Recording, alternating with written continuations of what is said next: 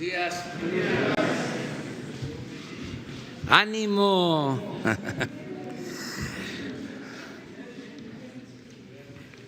Bueno, es viernes y vamos a continuar informando sobre el coronavirus con el criterio de escuchar a los que saben,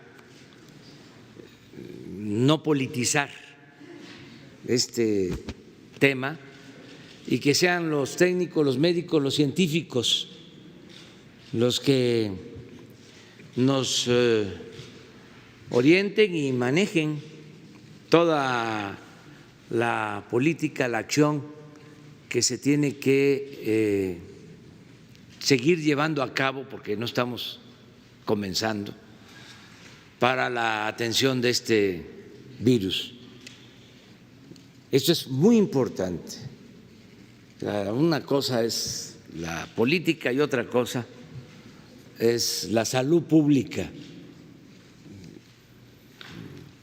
porque se cae mucha desinformación.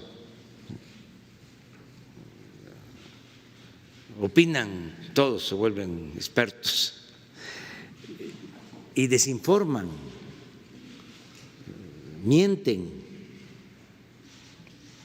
Entonces, todos tenemos que ajustarnos a la opinión de los técnicos, de los médicos, de los científicos.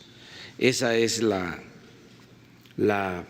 recomendación que estamos haciendo a toda la población, que nos informemos, que se tenga confianza en los especialistas, que no solo son de lo mejor del mundo en estos temas, sino que son gentes honestas, con ética, incapaces de mentir. Por eso vamos a seguir informando en las mañanas, bueno, hasta hoy, pero eso sí, en la tarde, noche, a las 7, hoy, mañana, el domingo, ¿sí? Lunes, quizá no en la mañana, si hace falta, sí, el lunes en la mañana, cuando sea necesario informar más y aclarar, ¿sí? Y salirle al paso a rumores. Hay politiqueros que hasta hacen ruedas de prensa hablando del coronavirus o videos llenos de falsedades, de mentiras, alteración de información. Ayer que fui a Sonora me encontré en el avión un señor que me mostró: usted está diciendo esto, y fue algo que dije hace como una semana. Sí, lo convirtieron como información de ayer.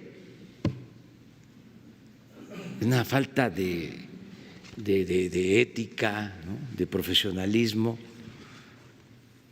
¿Quiénes son? Pues los conservadores, los que estaban acostumbrados a robar o vivían del erario, algunos medios, periodistas, columnistas, y están molestos. Ya que se serenen, o sea, además, ¿qué ganan con estarse enojando y con esas campañas si nosotros no vamos a cambiar.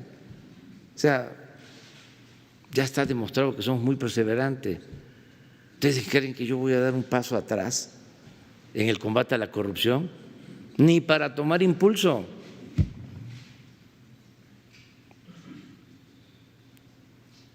Y que sean menos ridículos, con todo respeto. Vamos entonces a escuchar al doctor López-Gatell.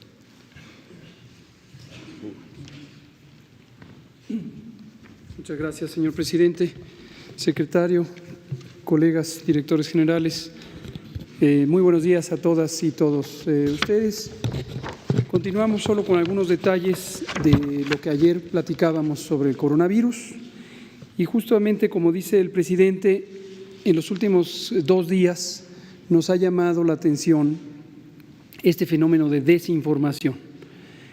Y nos llama la atención porque la desinformación, sabemos, está plenamente estudiado, que puede ser parte, por un lado, del miedo. Como dijimos hace unos pocos días que trajimos a la doctora Lorena Rodríguez Bores, especialista en salud pública mental, que explicó cómo el fenómeno de miedo se produce de manera natural en los seres humanos y en la sociedad, pero se empieza a amplificar por contagio, literalmente, no es una metáfora. Literalmente el miedo se contagia y también es un reto de salud pública el lograr mantener la calma sin perder la atención y sin perder la ocupación de responder ante un fenómeno que ciertamente es importante y con el que debemos mantener atención, conocimiento, información clara y responder. La sociedad puede y debe responder para cuidarse a sí mismo cada persona, cuidar a sus cercanos, a su comunidad y a la sociedad en su conjunto. Entonces, volvemos a abrir este comentario con esta idea: de nada sirve el miedo, de nada sirve el pánico, pero es una reacción natural. Entonces, tenemos que bajarle al miedo para situarnos en la realidad, saber que es un fenómeno, una epidemia, que tenemos que estar atentos para hacer las medidas de salud pública, las medidas de prevención y control adecuadas, ni de más ni de menos. Ahora, en este tema del pánico, también lo que notamos en las últimas 2 días, en especial ayer, y es parte de lo que monitorea nuestra unidad de inteligencia epidemiológica, es la propagación de rumores.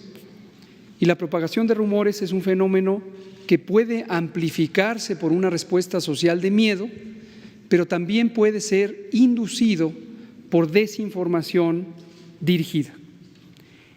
Y esto lo digo porque a veces es difícil distinguir la legítima preocupación de personas que tienen responsabilidades, por ejemplo, directivos o jefes de instituciones estratégicas, instituciones importantes, por ejemplo, las universidades, las instituciones de educación superior, puede haber un legítimo interés de contribuir a la prevención. Y tenemos expertos en las universidades, colegas muy apreciados por nosotros, que ayer nos estuvieron llamando para decirnos: tenemos la impresión de que no se está haciendo suficiente en diagnóstico, no se está detectando los suficientes casos. Yo quisiera explicar para ellos, aunque ayer lo hablamos, pero también para todos ustedes y para la ciudadanía, cuáles son los elementos técnicos de la vigilancia que nos permiten decir con razonable certidumbre y confianza que sí estamos monitoreando por 6 mecanismos diferentes la distribución del virus. Y también disipar una idea que ayer se estuvo propagando, de hecho desde anteayer, y nos llamó la atención que se estuvo propagando no solo en México, sino en otros países, concretamente en Estados Unidos, en grandes cadenas de noticias, la idea de que México oculta los casos o miente o no se está dando cuenta y tiene 12 casos, hoy ya vamos a informar que 15, y en cambio Estados Unidos hasta ayer tenía 696 casos. Vamos a explicar en términos técnicos cómo debe interpretarse esto y cuál es la razón. La razón no es ningún misterio, lo van a ver incluso gráficamente. Ahora, entre esta lista de desinformación, para que vean ustedes el tipo de desinformación, cómo no es casual, insisto en distinguir la legítima inquietud que surge del miedo con buena intención, pero la desinformación que no es accidental. Ayer detectamos 2 oficios apócrifos que se les atribuían a los gobernadores de Aguascalientes y de Quintana Roo, y que en uno decía que se iban a cancelar distintas actividades, en particular la Feria de San Marcos, en el caso de Aguascalientes, falso, el gobernador ratificó que era falsa la información. Y en Quintana Roo, que decía que el gobernador Carlos Joaquín llamaba al cierre de escuelas en el municipio de Benito Juárez, falso también. También tuvimos saturación de nuestro servicio de atención telefónica, el número 800, y esto fue derivado de que circuló prolíficamente en las redes sociales una falsa nota atribuida a la Dirección General de Epidemiología que llamaba a las personas a que solamente llamaran al teléfono y esperaran que fuera alguien a tomarles una muestra para diagnóstico. Falso. Esta información, que originalmente la habíamos publicado 2 meses atrás para una situación muy específica de los viajeros que venían de China, cuando eran muy poquitos casos en el mundo, después se distorsionó y se hizo masiva con esta idea falsa de que va a ir personas a tomar muestras a domicilio. Y saturaron nuestra línea telefónica, pero después circularon efectivamente videos, me parece que es un senador, creo que de Nuevo León o algo así, que diciendo cosas que son completamente falsas, absolutamente falsas, horas más tarde, en sus redes sociales, criticaba el hecho de que estaba saturado el número y que no se hacían suficientes pruebas. Es decir, la idea de hacer pruebas, la idea de que no hay una respuesta adecuada y las falsedades.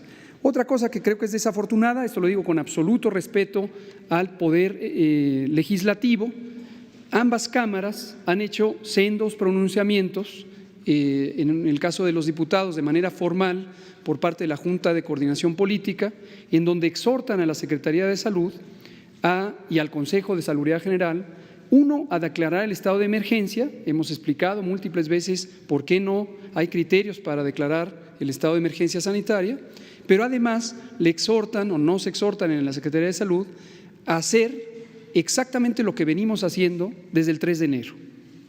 Insisto en expresar mi respeto a los y las legisladores y a este poder de la Unión, pero afortunadamente lo que piden que hagamos, ya se ha venido haciendo. Entonces la respuesta va a ser muy simple, es lo que hemos venido haciendo.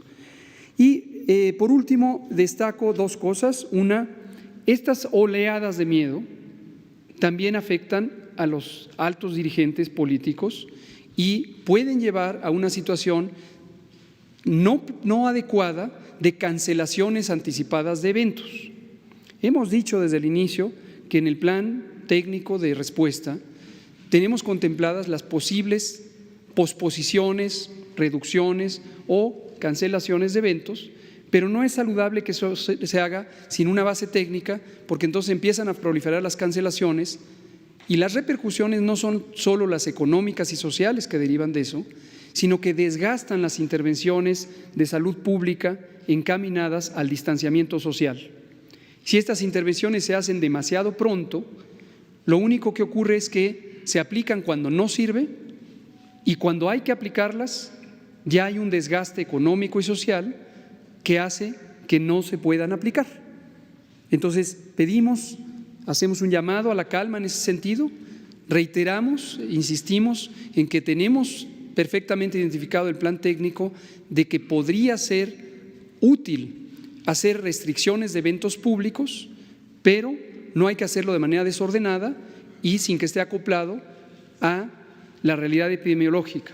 Tiene que hacerse cuando es adecuado. Y por eso es importante mantener el orden, la calma, la disciplina institucional y la comunicación.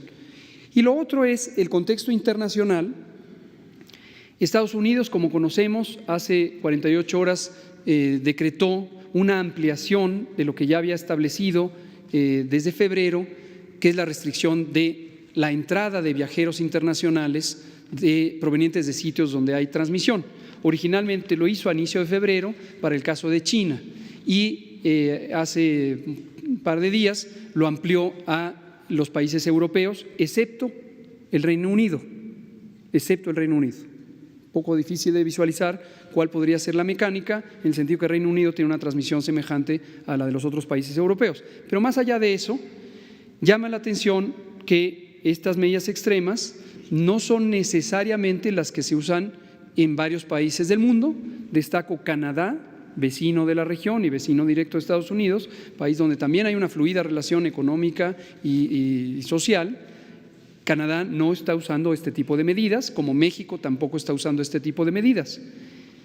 Reino Unido ayer también expresó en palabras del primer ministro cuáles son las medidas que está implantando, y aunque hace un señalamiento donde califica de manera intensa su preocupación sobre esta epidemia, las medidas técnicas que se usan, que provienen indudablemente de las recomendaciones técnicas de su magnífica Agencia de Salud Pública, son muy parecidas a las que estamos implantando en México, algunas incluso más leves de las que tenemos en México. Por ejemplo, simplemente llama a que se mantengan en casa voluntariamente quienes tengan síntomas, esto lo dijimos ayer, no se está llamando a cierre de escuelas y se está insistiendo en la protección de los adultos mayores.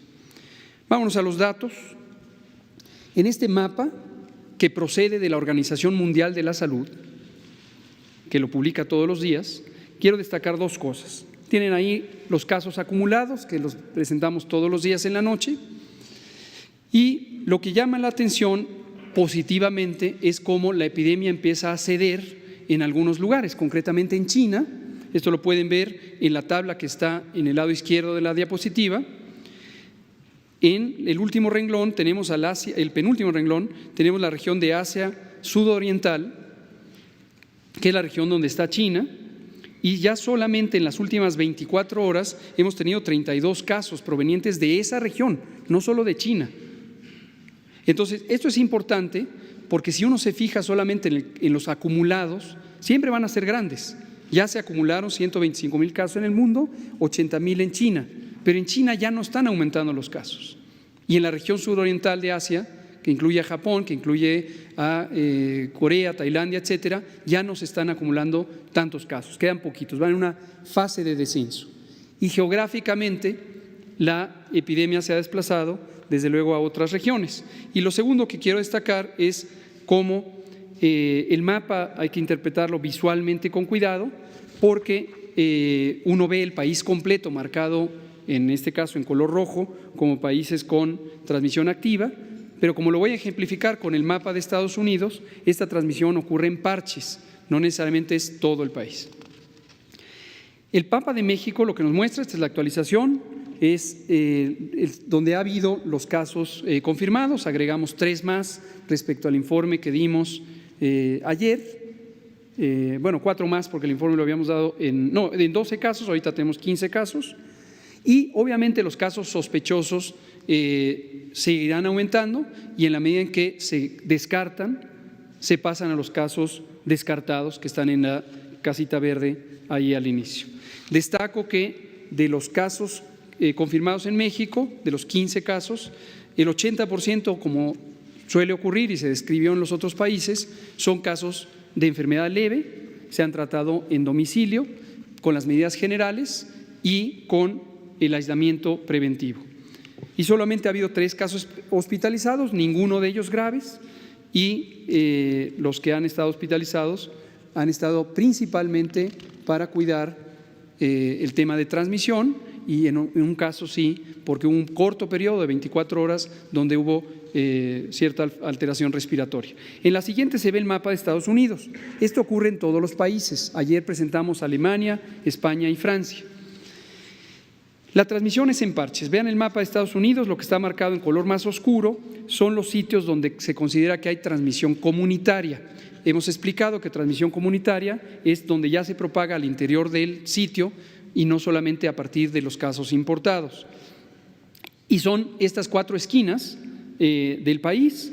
Quizá la que sigue en orden es Florida, donde también están cerca de tener ya un estado de transmisión comunitaria.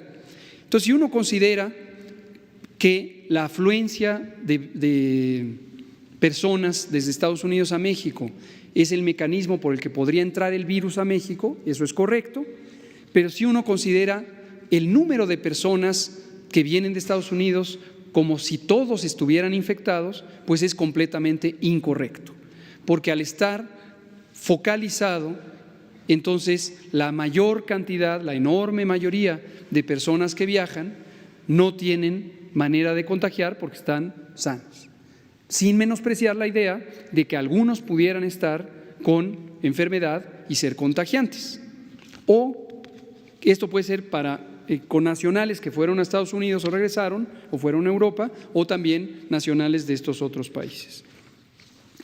Ahora, en la siguiente imagen, y por eso les digo que es muy fácil de identificarlo, lo que vemos es esta curva epidémica que hemos explicado, es el número de casos que se dan por día. No se alcanza a ver porque las letras son muy pequeñas, pero abajo son los días que se cuentan desde el 25 de enero, en donde Estados Unidos detectó su primer caso. Y de estos 5 países que aparecen en la lámina, Alemania, España, Francia, Estados Unidos y México, Estados Unidos empezó su primer caso detectado el 25 de enero, que corresponde al primer punto. Y por lo tanto se puede ver el tiempo que ha transcurrido antes de que lleguen todos estos países al episodio 2 de transmisión comunitaria. Y vean México al final de la diapositiva. Son estos puntitos que se ven abajo, que son nuestros 12, hoy ya 15 casos. La gente se pregunta, ¿por qué México tiene 12 y los demás tienen 600, 1000, etcétera? Porque México lleva un mes de diferencia respecto al momento de su detección del primer caso. Lo que no quiere decir que no llevemos, porque lo llevamos, desde la mitad de enero, fuimos, ya hemos dicho, lo ha dicho la OMS, el primer país que tuvo una prueba diagnóstica. Entonces, hemos hecho el mismo monitoreo todos los países, pero ellos tuvieron casos aproximadamente un mes antes, lo cual no resulta ninguna sorpresa. La afluencia de pasajeros y la relación también comercial entre los otros países, por ejemplo, Estados Unidos con China en su momento o Estados Unidos con la región europea, es muchísimo más intensa de la que existe entre China o Europa con México. Entonces, por esa razón, tuvimos menor intensidad de la posible entrada del virus. Pero vean ustedes cómo todos esos países durante todo un mes tuvieron incluso menos casos que México. Vean a España, que a lo largo de todo ese mes tuvo 2 casos y durante todo un mes estuvo con 2 casos. Si en su momento se hubiera pensado lo mismo que se está planteando ahorita para México, deberíamos decir que es sospechoso que España tenga 2 casos a lo largo de todo un mes, o que Alemania tenga 11 casos a lo largo de todo un mes, etcétera. No es sospechoso, así funciona. Y concluyo de esta imagen con la idea que hemos dicho todos los días: es muy probable que llegaremos al punto en donde en México entremos a un periodo de transmisión comunitaria. También es probable que circulen algunos casos que no hayan sido directamente detectados. Esto tampoco debe preocuparnos, así funcionan las epidemias. Ocurrió así en países, ya sea que hayan restringido viajes o no, porque estos fenómenos tienen un periodo de incubación poblacional. Esto es muy parecido a lo que pasa cuando nos infectamos individualmente, por ejemplo, con el propio coronavirus. Cuando entra el coronavirus a nuestro cuerpo, no podemos detectarlo porque no tenemos síntoma alguno.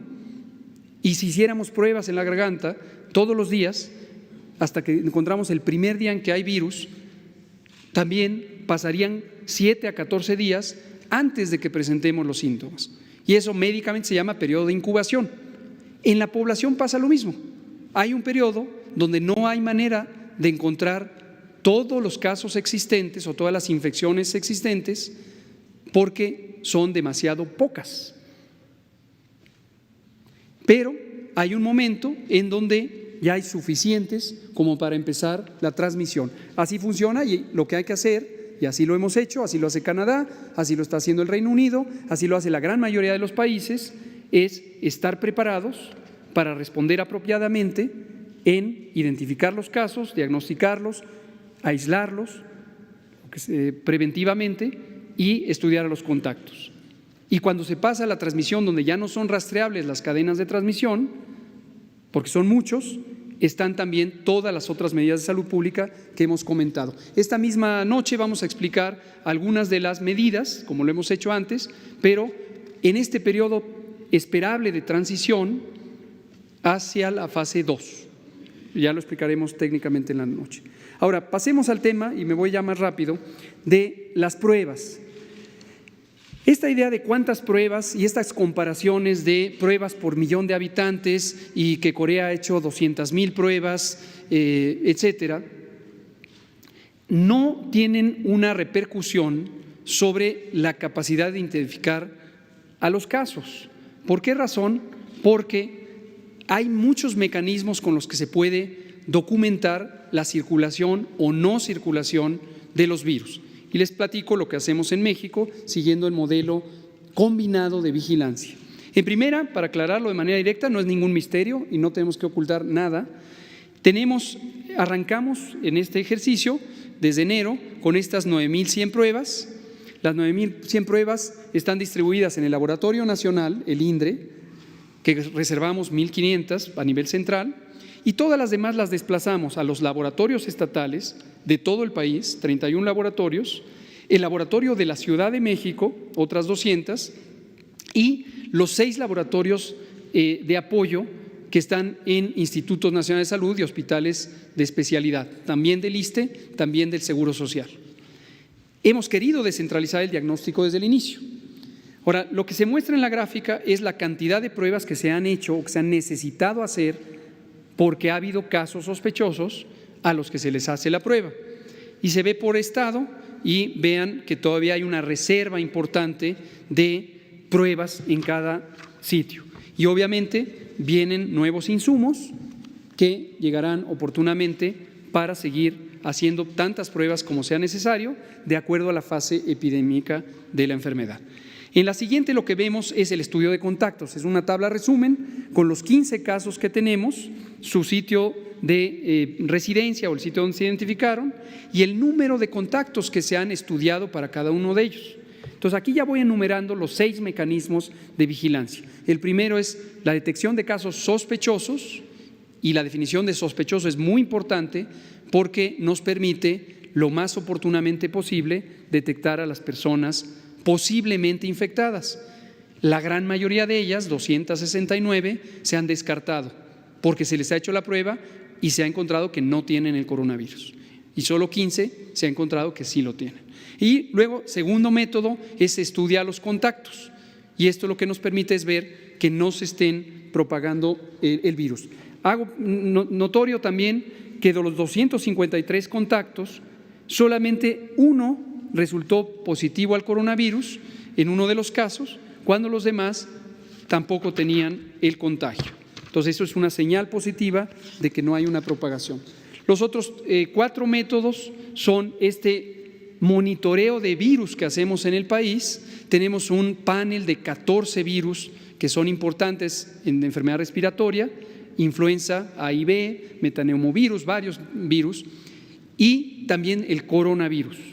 Entonces, a las personas que se vigilan en el sistema de vigilancia de influenza, y estos son unidades monitoras por todo el país, quien no resultó positivo a influenza o los otros virus, también tiene la prueba de coronavirus y se encuentra si lo tiene o no. Hasta el momento, en las rondas semanales que hacemos de esta vigilancia y que empezamos desde enero, no se han encontrado coronavirus circulantes fuera de los casos documentados.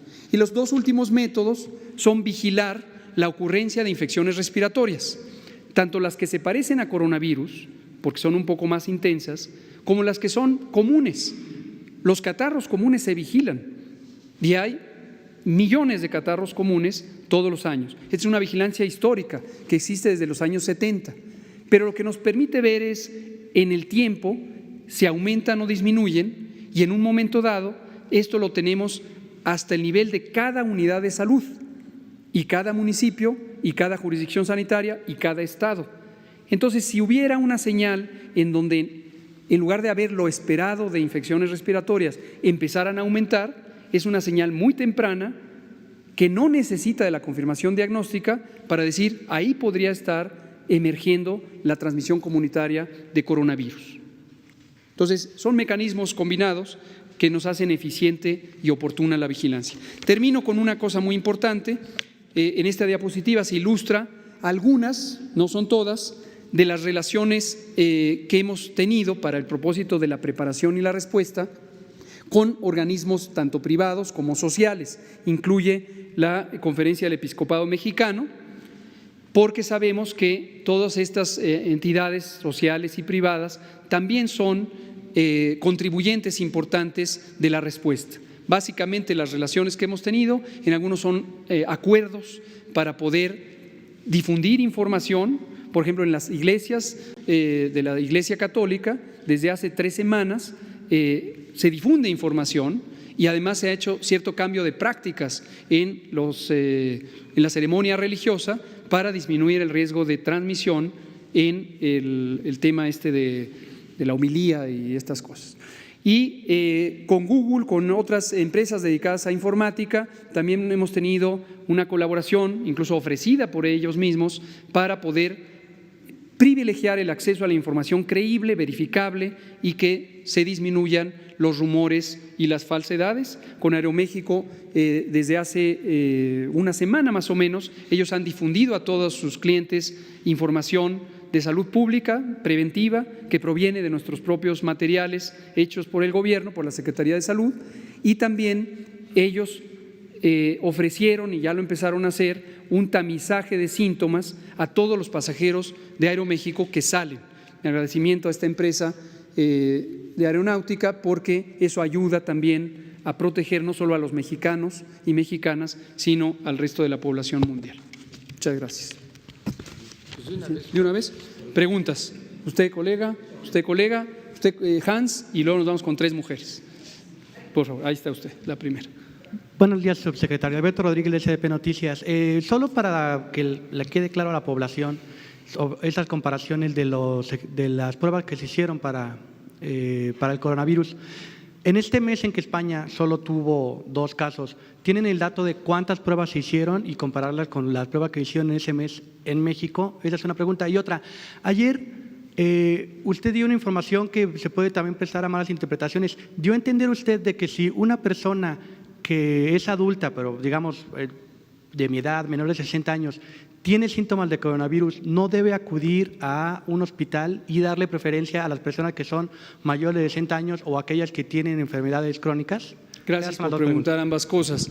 En el caso de España y también los otros países que mostramos y otros que no estamos mostrando, pasan por las mismas fases, por los mismos escenarios. Estos escenarios, por esa razón, la Organización Mundial de la Salud, en su documento técnico del 7 de marzo, los ha presentado para todo el mundo. Nosotros ya veníamos trabajando desde enero y por lo tanto teníamos los mismos escenarios. Y en esa fase inicial o escenario 1 de importación viral, la vigilancia epidemiológica está encaminada a los casos sospechosos. Donde hay un caso sospechoso, se hacen pruebas, el caso de la persona que tiene la enfermedad se pone en un aislamiento voluntario preventivo para que no contagie desde el momento en que es sospechoso, no hay que esperar a que esté el resultado de la prueba. Y se estudian a los contactos. Entonces la metodología es semejante durante ese periodo. Cuando se cambia de fase o de escenario y se entra al escenario de transmisión comunitaria, los métodos de vigilancia cambian necesariamente porque el fenómeno empieza a ser más y más grande. Hay ya cientos de casos, como hemos dicho, habrá en su momento en México, y esto lo que lleva es a que ya no es útil para la salud pública el estar identificando cada uno de los casos, porque las medidas de prevención y control son colectivas. Ya no son solamente el aislar caso por caso, ya no es posible aislar caso por caso, pero ya lo que se tiene es una recomendación general de autoaislamiento. Es exactamente lo que anunció Reino Unido ayer en voz de su primer ministro, y con la instrucción de quien tenga síntomas, quédese en casa. Esto me lleva a la segunda pregunta, pero ya es una medida colectiva.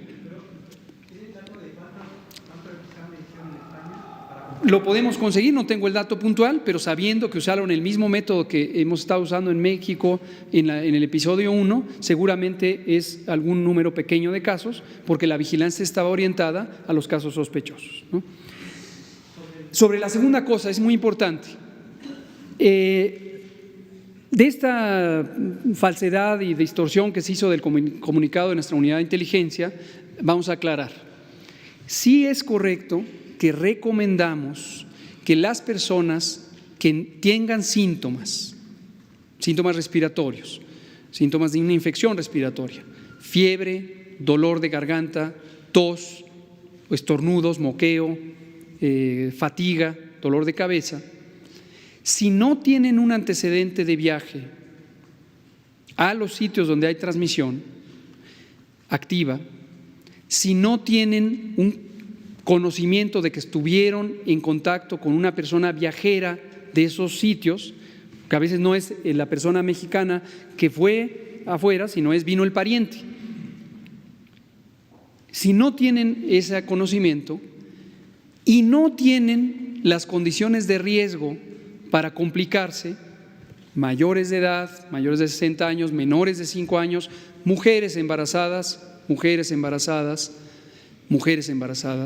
o enfermedades crónicas que deprimen el sistema inmune, y eso incluye la enfermedad pulmonar, la enfermedad cardíaca y la diabetes. Si no están en esa situación, mejor que se queden en casa, porque lo más probable es que no se trate de coronavirus, y aun cuando se tratara de coronavirus, lo más probable es que va a ser el 80% de personas que no van a tener complicación alguna. Ahora, quien sí tiene mayor de edad, mayor de 60, menor de 5, mujer embarazada o enfermedades crónicas, tenga la precaución, y destacamos a los adultos mayores, tenga la precaución de tempranamente acudir a las unidades de salud. ¿Por qué es importante esto? Porque así se le da prioridad a quien tiene mayor riesgo, no se obstaculiza la atención de esas personas por otras personas que, aunque obviamente tienen derecho a la atención de la salud, médicamente no es indispensable que sean valorados. Segundo, importantísimo, no contribuyen a la transmisión. Una persona, vamos a decir el ejemplo, una persona que no viajó, no vino un pariente de fuera, tiene síntomas, pero no se percató que se contagió por alguien que no conoce, en la vía pública, en el transporte. Y vamos a suponer que sí tuviera coronavirus, pero no tiene riesgo de complicarse. La enfermedad va a durar 7 días, se va a recuperar y va a quedar inmune. Pero si fuera al hospital o a la unidad de salud, al servicio de urgencias, mientras estaba contagiante, el propio hospital va a ser una fuente de contagios. Entonces, al hacer esta medida de que si no se tiene riesgo de complicaciones, porque no se tienen estas características, entonces la persona contribuye a la salud de toda la población, ¿sí? Pongo el ejemplo específico del INER, nuestro muy querido y respetado Instituto Nacional de Enfermedades Respiratorias. Está en este momento saturándose, sobre todo el servicio de urgencias, no la hospitalización, pero sí el servicio de urgencias. Y esto precisamente revela que la gran mayoría de personas con coronavirus, que ha habido muy pocas, las que hemos documentado, y la enorme mayoría casos sospechosos o ni siquiera casos sospechosos, son en las enfermedades comunes de la temporada invernal, pero se está saturando. Entonces, no todo el mundo tiene que ir al INER, al Instituto Nacional de Enfermedades Respiratorias. Obviamente quien está en los estados le cuesta trabajo venir acá, pero quien vive en la ciudad no tiene que ir al Instituto Nacional de Enfermedades Respiratorias. Puede ir a cualquier unidad de salud donde el personal competente va a identificar si hay riesgo y le dará las recomendaciones, si no hay riesgo de complicación, y le dará las recomendaciones. ¿De acuerdo? Vamos a tener al compañero, a Hans de este lado, y luego tres mujeres. Y luego ya. Gracias, doctor Arturo Páramo, Grupo Imagen, señor presidente, funcionarios, compañeros. Dos cosas. Ayer hubo varios anuncios de parte de instituciones educativas y también, como usted comentaba, de las dos cámaras. En esos casos se comenzó ya a restringir actividades presenciales. Congregaciones de gente. ¿Esto es adecuado? Entiendo que también eso contribuyó ayer a este clima de alteración de mucha gente. ¿Están sobrereaccionando estas instituciones o es el procedimiento adecuado que se tenía que llevar?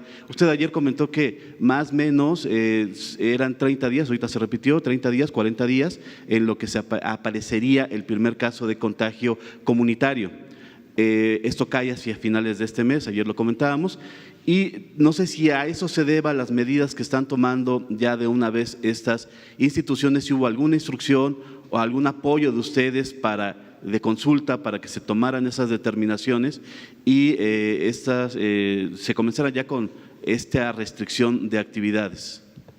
Muchas gracias por la pregunta, que nos ayuda a ilustrar, no solo para ustedes comunicadoras y comunicadores, sino para la ciudadanía, el equilibrio que tenemos que tener entre no hacer de más y no hacer de menos. Lo voy a poner como metáfora, como ejemplo ilustrativo, algo muy vivencial que todos hemos experimentado como personas, y va a ser una comparación de lo que puede significar la noción de tener cuidado. Todos hemos tenido familiares que cuando nos despedimos en la mañana, en la tarde, en cualquier momento, le decimos: cuídate, ándate con cuidado, está muy oscuro por la calle que vas a pasar. ¿Qué estamos pensando con eso?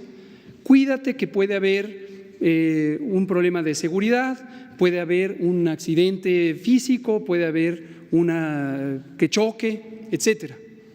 Pero el cuídate, en ese ejemplo que estoy diciendo, lo que nos lleva es a estar atentos.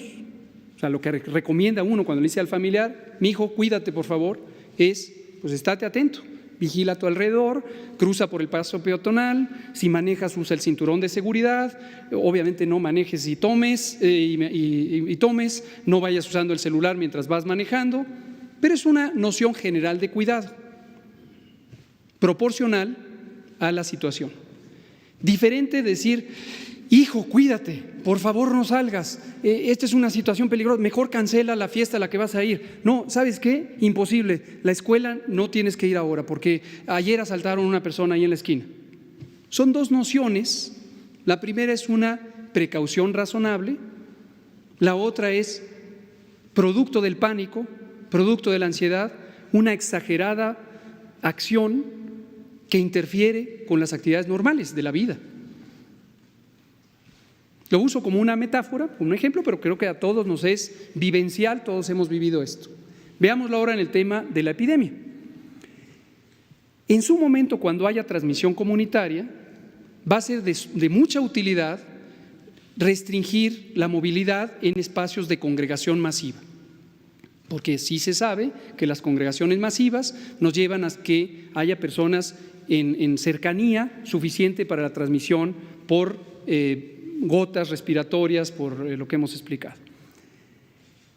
Si esas medidas se hacen demasiado temprano, como lo dije al inicio, la medida se desgasta. ¿Qué quiere decir que se desgasta?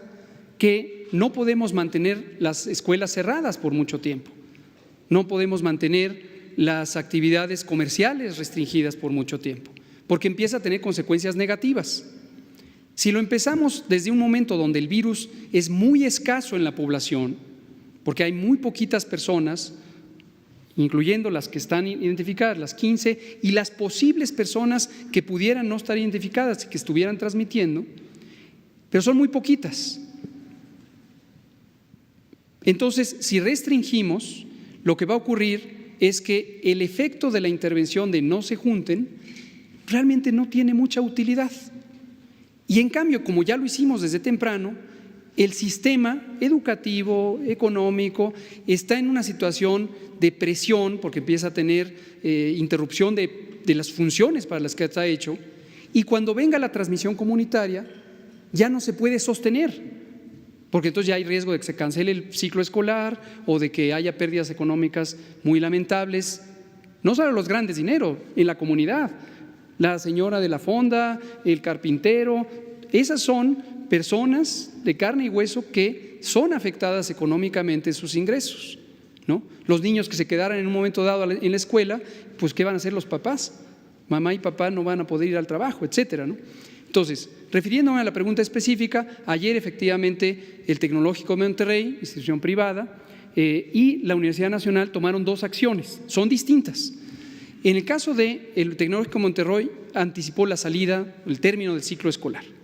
En el caso de la Universidad Nacional, consideraron una pequeña anticipación del ciclo escolar, del término del inicio de las vacaciones, pues, y la suspensión de aquellas actividades no críticas, seminarios y eventos culturales, etcétera, que se pueden posponer.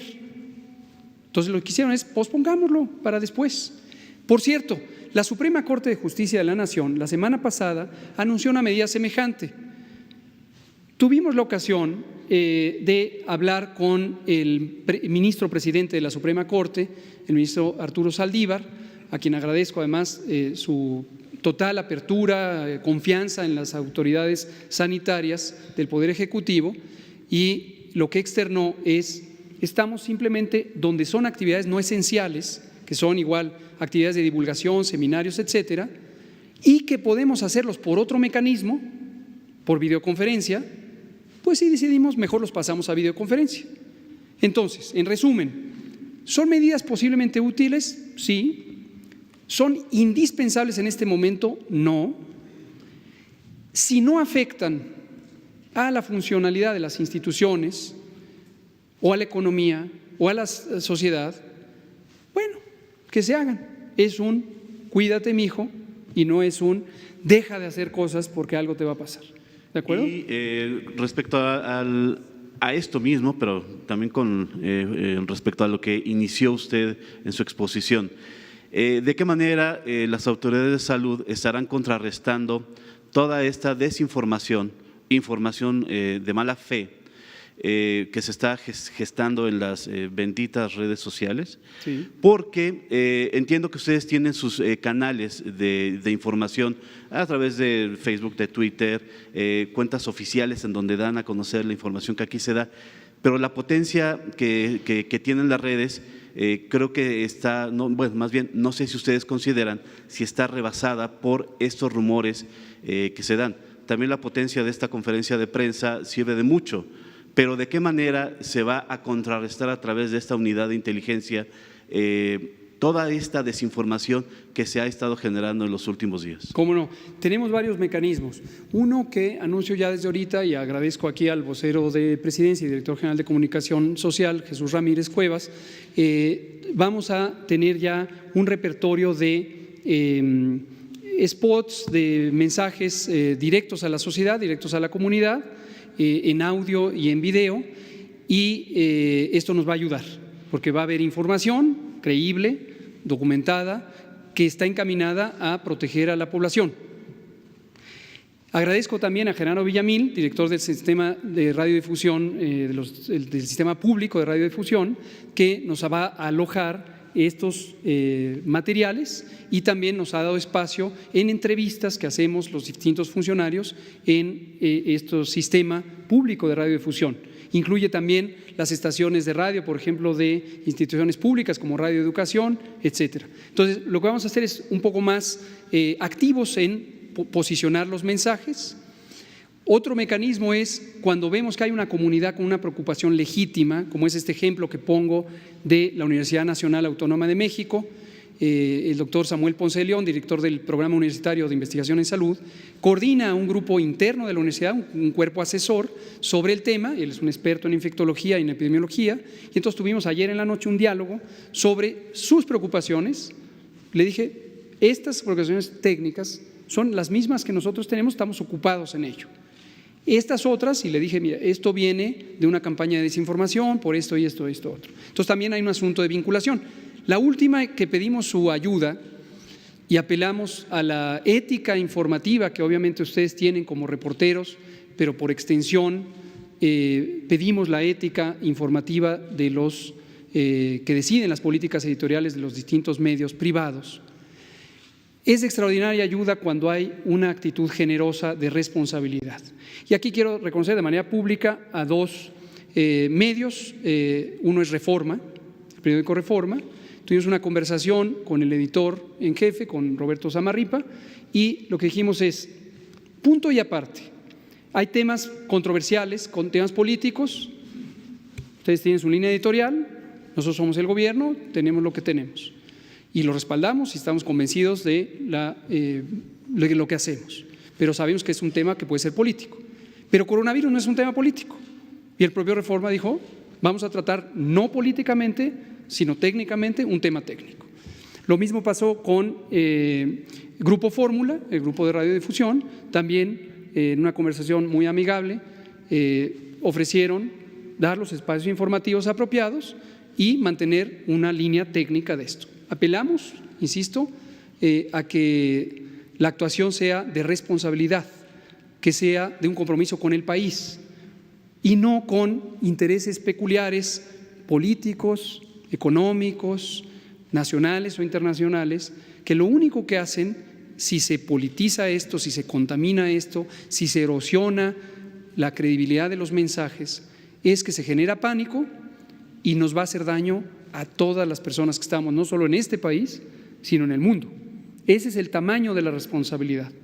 Pero confiamos en que ustedes como reporteras y reporteros, pero también sus directores editoriales, tomarán la decisión más sensata. Por favor, iban mujeres ahora. Usted, por favor, y allá, por favor.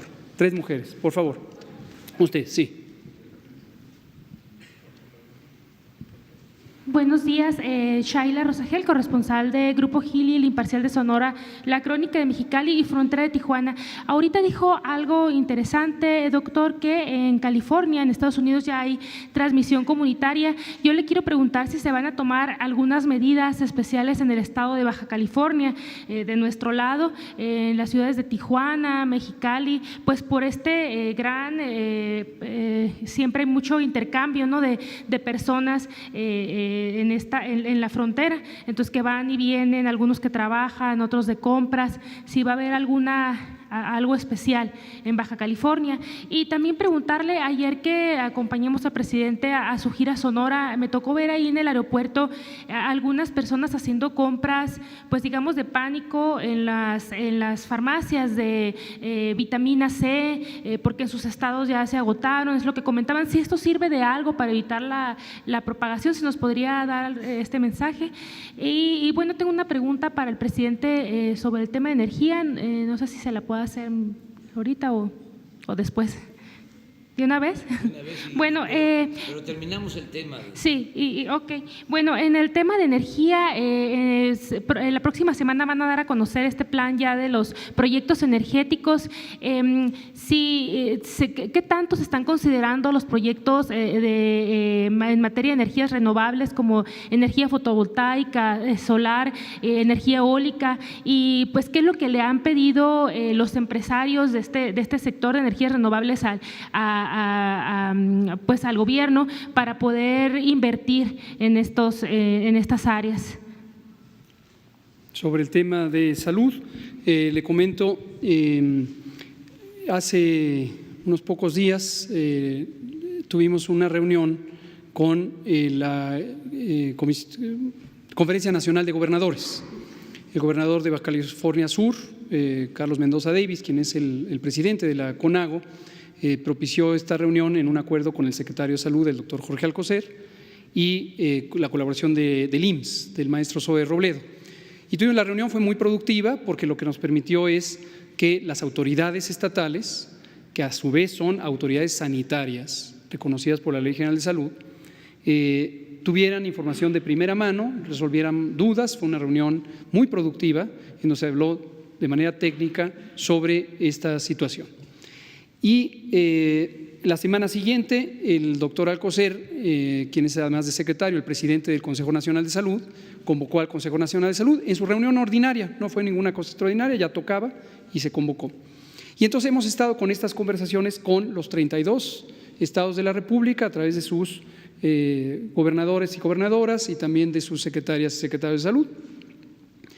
Y esto nos ha permitido precisamente armonizar, tener una respuesta ordenada, una respuesta fundamentada técnica y científicamente, y en aquellas situaciones donde pudiera haber mayor intensidad del flujo de pasajeros, de personas que vienen de otros lados, en especial donde hay transmisión comunitaria, como es el caso de California, del estado de Washington o de Nueva York, para el caso de Estados Unidos, o de Europa para otras latitudes.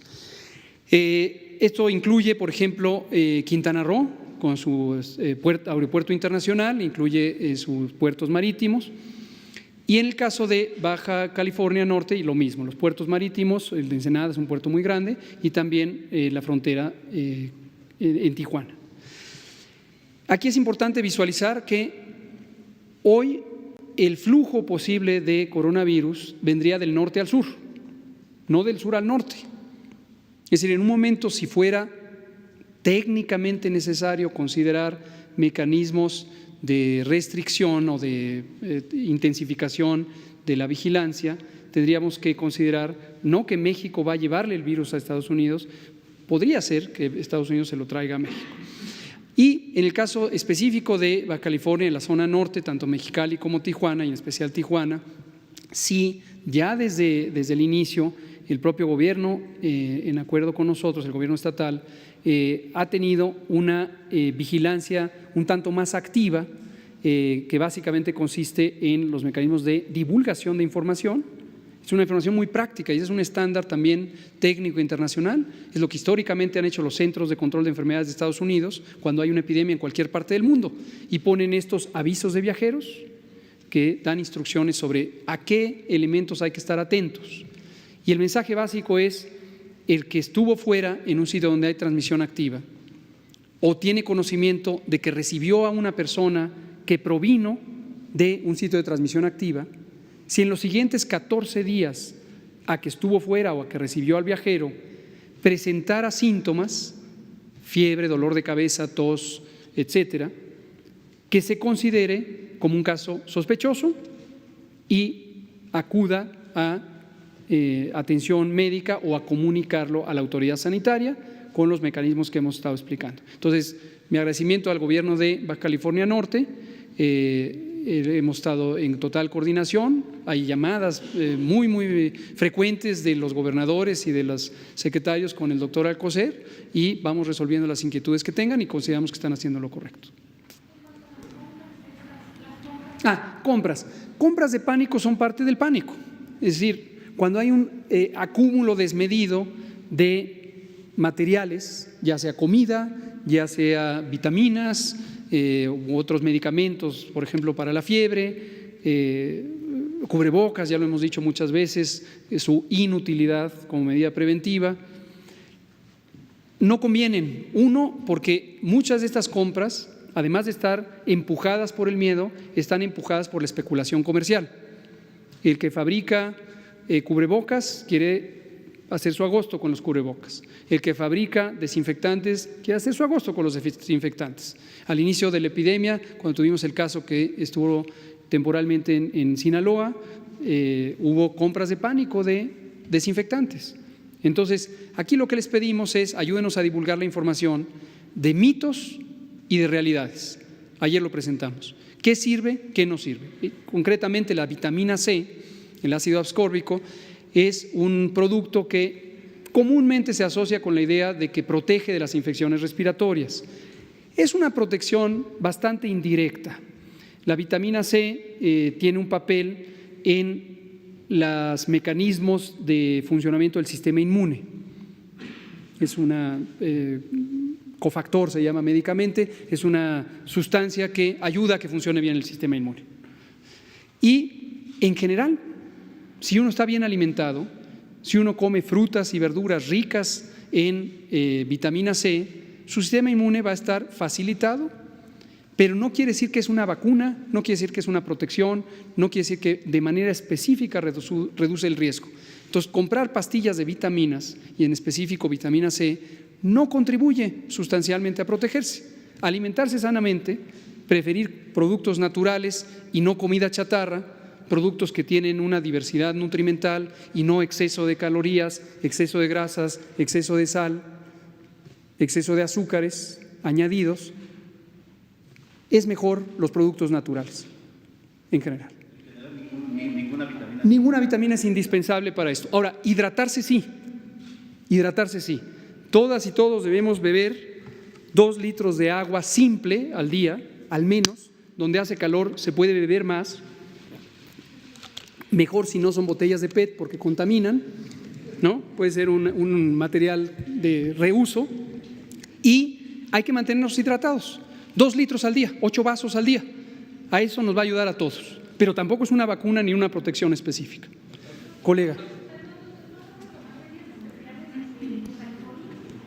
Como le digo, desde el inicio, Baja California ha tenido, no le llamemos medidas especiales porque no son específicas, pero anticipó una vigilancia más intensa de sus vuelos internacionales y también en la parte de la frontera común México-Estados Unidos. Hoy en la tarde precisamente anunciaremos en esta transición entre el episodio 1 y el episodio 2 cómo vamos a empezar a incrementar algunas de las medidas y la frontera norte definitivamente va a ser uno de los de atención especial. Subsecretario, por favor. Buenos días. Rocío Jardines, Teleurban y W Radio. Preguntarle, se ha hablado también de la posibilidad de cancelar ya algunos conciertos, incluso en redes sociales se ha dicho que ya se han enviado correos para avisar a quienes están en eventos de Occesa como Ricky Martin y demás que se van a cancelar. Quiero saber si usted sabe algo, si ha tenido pláticas con estas empresas, también con las aerolíneas que han anunciado también ya bajo de costos, etcétera. Y también preguntarle, uno de los rumores que también se difunden en redes sociales es que los deportivos, que los gimnasios son puntos de riesgo alto. Quiero saber su opinión al respecto. Al secretario de Salud, si me hace favor, el día de ayer pues Christopher Landon indicó que no era recomendable que se abrieran las fronteras entre México y Estados Unidos. Sabemos que la próxima semana van a tener pues una plática, una videoconferencia también con el gobierno de Canadá, pero quisiera saber la postura de nuestro país, ¿cuál va a ser? También pues ayer se hablaba de esta sana distancia que debe de existir desde las conferencias de prensa, desde la mañanera, desde la conferencia que tenemos en las noches. Quiero preguntarle, presidente, si han pensado modificar de alguna forma ya estas conferencias mañaneras, si las van a hacer en línea o si realmente nos van a enviar hacia la parte de atrás como ayer decían las autoridades. Gracias. Le contesto lo que a mí me preguntó. Los eventos masivos, y volvemos a lo que hemos estado conversando ahorita. Hay en esta situación, el contexto, en la situación de esta epidemia, 2 elementos a cuidar, hay muchos, y los cuidamos todos, incluyendo la salud mental, incluyendo el bienestar general, etcétera.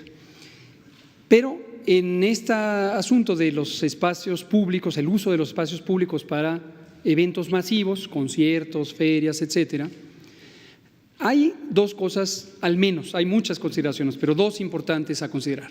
Una es el uso de salud pública de la cancelación o posposición de los eventos masivos, por las razones ya comentadas.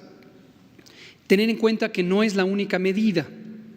Entonces, existen varios otros elementos que se pueden usar incluso en los eventos masivos. Ayer di el ejemplo con el Festival de Cine en Guadalajara. Entonces, si la concentración masiva es relativamente pequeña, es posible tener desinfectantes en los puntos de entrada, un filtro básico que se ejecuta muy rápido y nos permite discriminar quién puede o no tener síntomas y hacer mensajes de divulgación en el propio evento. Se ha estado hablando de divulgación. Entonces, los propios eventos masivos, está el concierto y después de la primera canción se pone un mensaje y luego después de la tercera canción se pone otro mensaje y eso ayuda. Pues espero que el público no se aburra y que no se pierda el entusiasmo por la música. Entonces, esa es la visión de salud pública. Eso nos llevaría potencialmente a cuidar que las medidas no se hagan demasiado temprano, porque ya expliqué, y que sí se hagan cuando son importantes de hacerse. Luego está la parte económica.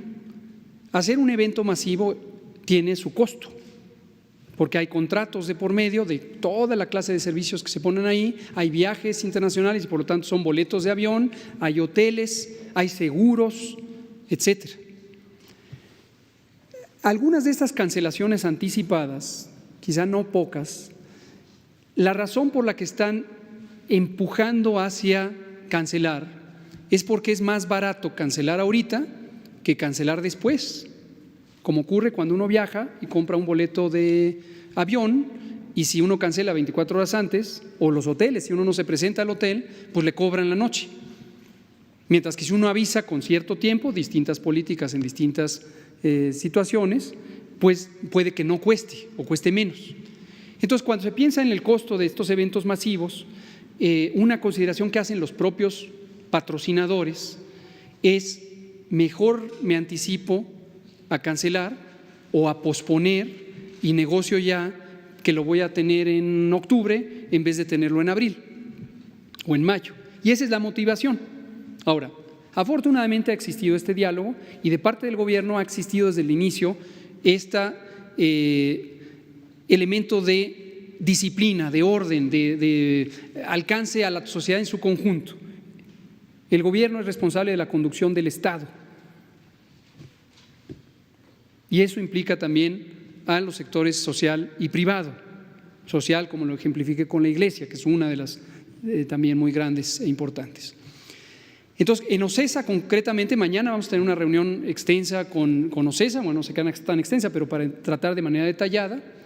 Hay festivales como el Vive Latino de esta misma semana, que ya, uno, ya dije que no es indispensable en este momento hacer cancelaciones, y dos, si se cancelara en este momento tendría una repercusión económica importante.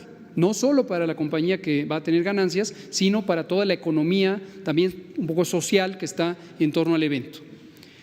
Pongo otro ejemplo, la clase de box que iba a estar presente para que se convirtiera en un récord Guinness y que iba a ocurrir en el Zócalo de la Ciudad de México con Miguel Torruco, tuvimos una plática muy clara, muy detallada, y lo que identificamos es: no tiene una repercusión seria cancelarlo en este momento, no es indispensable cancelarlo, pero tampoco tiene mayor consecuencia posponerlo, que se posponga, ¿no? Entonces, eso es lo que hemos hecho, el tianguis turístico que ya se comentó, y también lo mismo, Miguel Torruco, el secretario de Turismo, dijo: bueno, estas son las condiciones, había posibilidades de cancelar, se cancela, ¿no? Entonces, esa es la situación. El mensaje central es no caer en excesos, no caer en omisiones, ni de más ni de menos, y cada cosa a su tiempo de acuerdo a la situación. Vamos a dar paso a la última mujer, que es la compañera, y ahí le dejamos. Correcto. La última pregunta sobre el tema y ya pasan a otros temas. Perdón, no, una mujer, eran 3 hombres y 3 mujeres. Perdón, estaba usted allá. Subsecretario. Ahorita pasan a los otros temas. Subsecretario, ¿me puede especificar? En el caso de las universidades, el llamado es a que continúen con las clases, que no las suspendan, y si también me especifica, no estamos aún en fase 2, por lo tanto no es necesario tomar las medidas en las que usted… Es correcto, usted lo resume de manera correcta. No hemos entrado en la etapa 2 o escenario 2 de transmisión comunitaria. Hemos dicho con absoluta apertura, y lo decimos, todas y todos tenemos que estar atentos porque es muy probable que esté próxima. Así lo hemos dicho desde el principio. Originalmente, si se comporta México como se comportan los demás países, suele pasar un mes entre la detección del primer caso y el inicio de la etapa de transmisión comunitaria, sin que sea obviamente predecible el día específico que suba. Nosotros tuvimos la detección de nuestro primer caso el 27 de febrero, entonces si siguiéramos esta idea general, estaríamos rumbo al final de marzo entrando a el escenario 2. Ahí es donde va a ser más importante tener una limitación selectiva de los eventos de concentración masiva. Hemos puesto el ejemplo, si en un estado tiene transmisión comunitaria, no quiere decir que todo lo demás tiene transmisión comunitaria. En el ejemplo de Estados Unidos, California, Nueva York, Washington tienen transmisión comunitaria, el resto del país, que es extensísimo, no tiene transmisión comunitaria. Entonces no son medidas de aplicación general a un tiempo. Y ese es el llamado que hacemos a que no, producto del pánico, ya sea de las personas o de las personas que dirigen instituciones escolares, sitios de empleo, etcétera, se empiecen a tomar decisiones precipitadas en un momento que no son necesarias o no son indispensables, porque lo único que van a causar es desgastar la utilidad de la medida de salud pública, porque se aplica en una condición que no contribuye al manejo de la epidemia, a la prevención y el control. ¿Sí? Ahí lo dejamos en esta parte. Bueno, continúa hoy a las 7 de la noche, más información. Ya vamos a terminar porque voy a prepararme a asistir a la Convención Nacional Bancaria en Acapulco y inicio una gira por el estado de Guerrero, mañana en Xochitl, Tlahuaca, zona indígena, voy a Cuaji, también son comunidades afromexicanas, voy el domingo a Markelia, también en la Costa Chica, y voy a Ayutla de los Libres, Guerrero. Esa es la gira que voy a comenzar el día de hoy. Termino pues invitándoles a que participen, que ayuden, que cooperen, comprando el boleto para el avión, su cachito. Hay unos muy enojados, los entiendo, es que compraron un avión muy grande, le heredó un faraón un avión a otro faraón en la época de los faraones.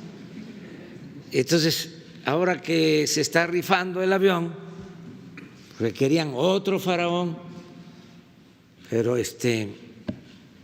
resultó un gobierno republicano, austero, sobrio.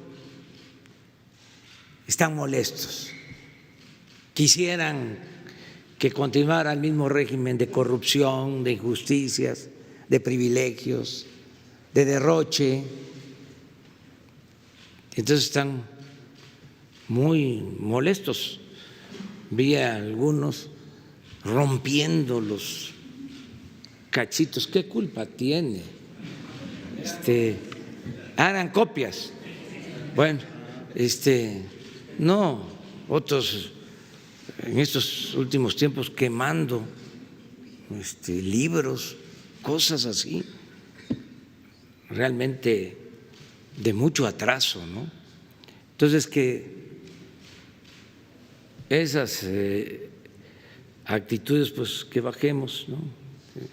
Se están agotando los boletos en algunas partes, pero recuerden que estamos iniciando y como viene un sorteo del día 18 de marzo, de que ya no hay en algunos lugares, ya va a llegar, van a estar en todos los sitios y no olviden, ¿por qué no?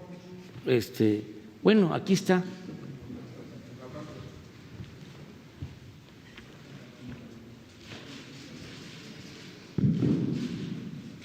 Para que no se enojen tanto, no, está bien esto, nada más. No votaron los del PAN para que se elevara a rango constitucional la pensión a los adultos mayores, la pensión a niñas, niños con discapacidad. no votaron en favor de las becas para estudiantes de familias pobres, no votaron para que la salud sea gratuita, la atención médica, los medicamentos, y tampoco quieren cooperar en la rifa. Miren, ¿para qué es la rifa? Es una cooperación para equipos médicos y hospitales donde se atiende de manera gratuita a la gente pobre. Llamo a todos los mexicanos a ayudar. Son 2.500 millones de pesos, equivalente al valor del avión, 100 premios de 20 millones. Ayer que llegué a Sonora me dio también mucho gusto de que me regalaron otro número, dice, lo compré para regalárselo. Entonces, no es para que me regalen a mí los números, porque yo voy a entregar, si me saco un premio, voy a entregar ese apoyo para becas para estudiantes de familias de escasos recursos económicos. Entonces, que sigamos ayudando y que ya no nos enojemos tanto. Amor y paz, serenidad, tranquilidad, fraternidad. Ahora que estaba yo escuchando a Hugo de que en el rito de la Iglesia Católica, ¿no?, seguramente ya no se da la paz abrazándose, la paz esté con nosotros, así se dice. Pues aunque no haya el abrazo, ¿sí?, o se dé la mano, en la mente que se diga perdonemos, no odiemos, amémonos, llevemos a la práctica el amor al prójimo. ¿Para qué abrazarnos si puede haber algún problema? O la mano, la mente, eso es más importante, internalizar ese pensamiento de amor y de fraternidad. Bueno, nos vemos mañana, perdón, el lunes.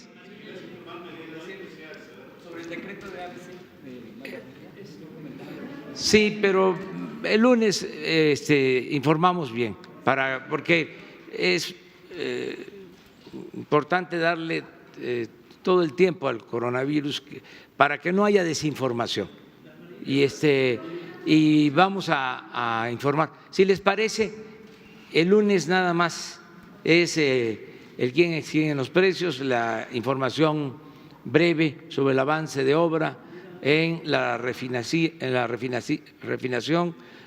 refinería, en el aeropuerto y preguntas y respuestas. Yo me quedo con ustedes todo el tiempo. Sí, sí.